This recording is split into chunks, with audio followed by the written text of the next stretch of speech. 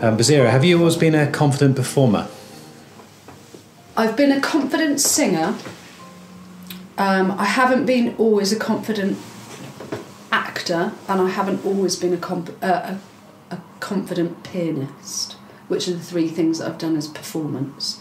The only thing that makes a difference to whether I feel confident or not is if I feel that my skill base is solid. So, for example, it's not the performance itself that I find nerve-wracking at all. It's whether I feel that I've done enough work on it or not. My skill base is solid. So for the piano, because I'd never practiced enough, I would always be more nervous. And acting, because I haven't really been taught acting and I don't have anything to draw on in a technical sense, that it's much more nerve-wracking because I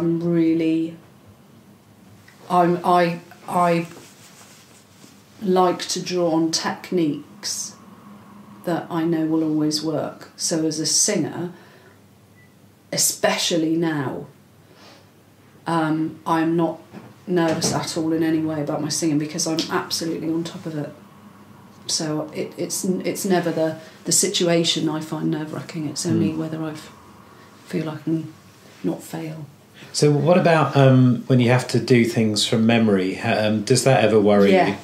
Memory's more tricky. Yeah, lots more tricky because I never know whether my memory will... I think there's something about that happens when you're in the zone, and I've seen it with lots of different performances. I've seen people be in the zone and just in the flow and perform, and then suddenly have a moment where they think, or they become conscious, or suddenly think, oh God, what comes next in that? And it's just like it completely disappears. And I think that I've seen that happen quite a few times in performance with all kinds of people, and right from Peter Donahoe to to professional performances, and how people just kind of go. They don't seem to get thrown. They'll just go back and do it again, or draw breath, go back to a suitable place and do it again, and don't panic. Just kind of hold it and go back again. So that's more nerve-wracking. I have busked quite a few forgets in performances. If you just don't let go of the space, I think even that you can be all right. But it's clearly more nerve-wracking. And do you think that it's okay to make a mistake? Yeah. Is that quite liberating? Every mistake you could possibly have made on stage, I've done it. Really? Absolutely, every single one. I've sung Summertime, right, has got... The only time you get your note at the beginning of Summertime is the first chord, and you never get it again. And I just didn't listen, and for some reason I just kind of got completely thrown out by the F sharp and the G sharp and the F sharp, and I was thinking, shit, what the hell is the note? And I came in, I just was thrown out for some reason, and I sang the whole of the first verse in a completely different key to the pianist, and was almost laughing, but just thought, I'm just going to sing it. I'm just going to sing it in this key, Charles Ives style. And it really was a brilliantly bad thing. And I came in right for the second verse, but, I just sort of thought, I'm just going to sing it brilliantly in this key. It's like going to be fine. And then somebody at the end came and said, it was the best performance of Summertime I've ever had. That's when I really that was totally liberating, because I realised that the audience hasn't got a clue. Most of the time, most people haven't got a clue. And actually, if you can just keep that sense of, I know exactly what I'm doing and this is fabulous, they don't seem to know sometimes. Is that one of your strategies then, perhaps, to offset potential nervous or scary situations by just staying in the zone? Totally stay there. Just keep the ball in the air. And I always say this to my students, nobody will ever know. They won't know that you've sung the same verse twice. They won't know that. They won't know that you've mixed up the lines. Just do it beautifully. You do your mistake fabulously. Don't ever, not even a twitch on your face.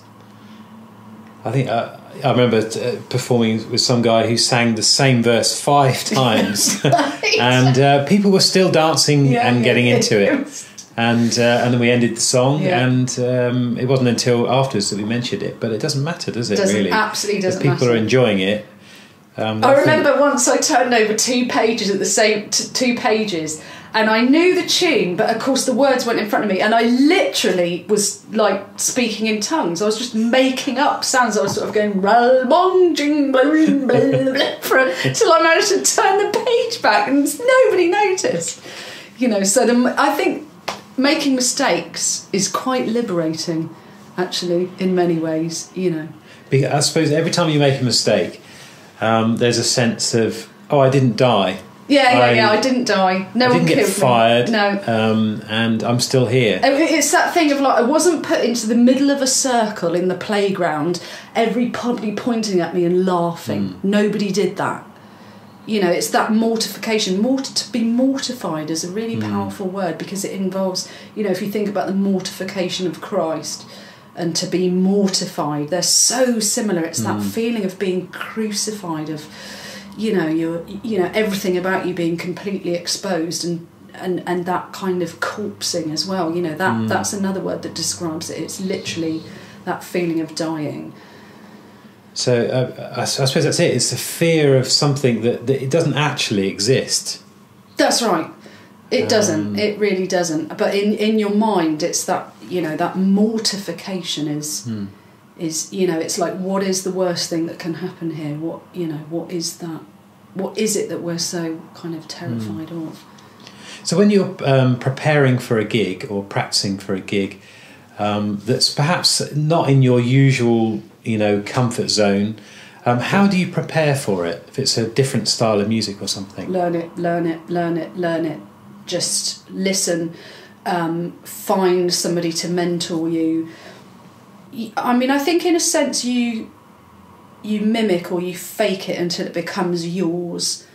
I would and I would for me it's detail. I would do things like, I remember when I was starting to do jazz, which of course was a completely different thing for me, is that I'd listen to Ella Fitzgerald, Sarah Vaughan, Claire Teal, and I would go over and over and over and over and try and mimic those tiny little inflections that Ella does, or those, and try and get exactly the way that she would kind of sit on a word. Say Frank Sinatra, the way he'd go kick, and the way he kind of paints with consonants, and he's so sort of clever with his timing, and I would go over and over and over it and just break it down and see exactly what it was that made it so effective.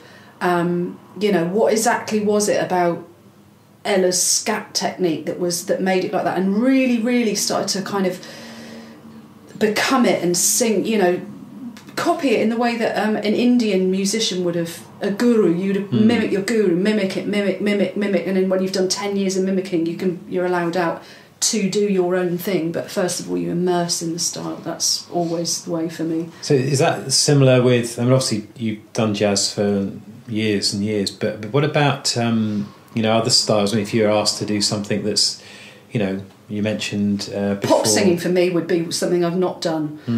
That's a style that I've not performed in a pop style now. I've done raga singing, I've done Arabic singing, I've done Sephardic singing, early music, opera, but pop singing is something that I haven't done at all, because it isn't my way of my happy place at all. And I think to do pop singing, I would do the same sort of thing, but I would have to sing along. I'd have to, but I would have to do it as if I was doing it. So I would have to stand up and do it with a microphone. It's no good singing along to a record. It's like you've got to somehow internalise what's actually happening in that way. That would be definitely more challenging for me.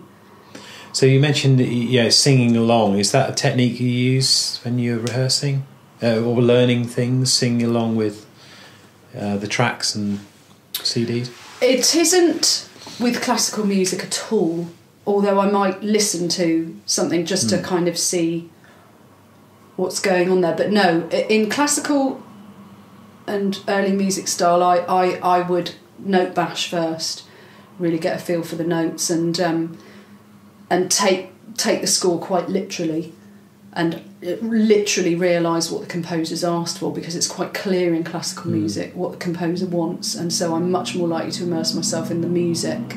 But if it's a listening thing, like for instance jazz, where there's not a score that you're learning from, it's an oral thing, and I think that's very, very different. I think the oral or the visual learning are two different processes. For example, I can play the bass or orally brilliantly. If you give me a track and say, right, invent a bass line, I can do that brilliantly. Can't do that on the piano. But I can play music on the piano visually. If you gave me a bass score to read, wouldn't have a clue. Just haven't got a clue. Guitar, same. Guitar, I can do it orally, can't do it visually at all. They're completely different learning systems, and they don't meet in any way.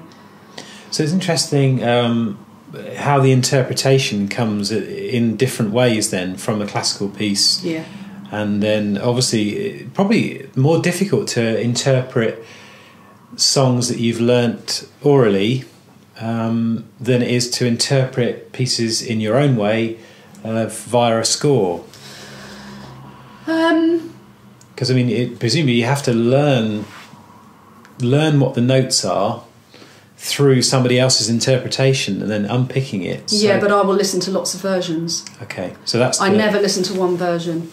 I would listen to, if it was something jazz, I would listen to Miles Davis, Django Reinhardt. I'd listen to instrumentalists as well as singers, and not just those songs. The only way I've kind of been able to get a feel for jazz is to listen to an awful lot of jazz, so it becomes part of my language. And teaching it too. Teaching it's really interesting. But understanding kind of what's going on with that kind of. Absolutely. So, when you're practicing, I mean, are there key things? You mentioned that there's a solid core to the technique which helps you. So, what key things do you practice? Whatever you're practicing in terms of singing, what are the key things that you always do every time? Warm-ups, scales, arpeggios, vocal technical exercises. Always, that's like the core of the practice. Is I have to be able to sing a scale in tune perfectly at speed. I have to be able to sing an arpeggio perfectly in tune at speed. Things that build heavier technical exercises that build the strength, breathing exercises. Your instrument has to be top notch. So that would be pretty much every time. The rest is whatever.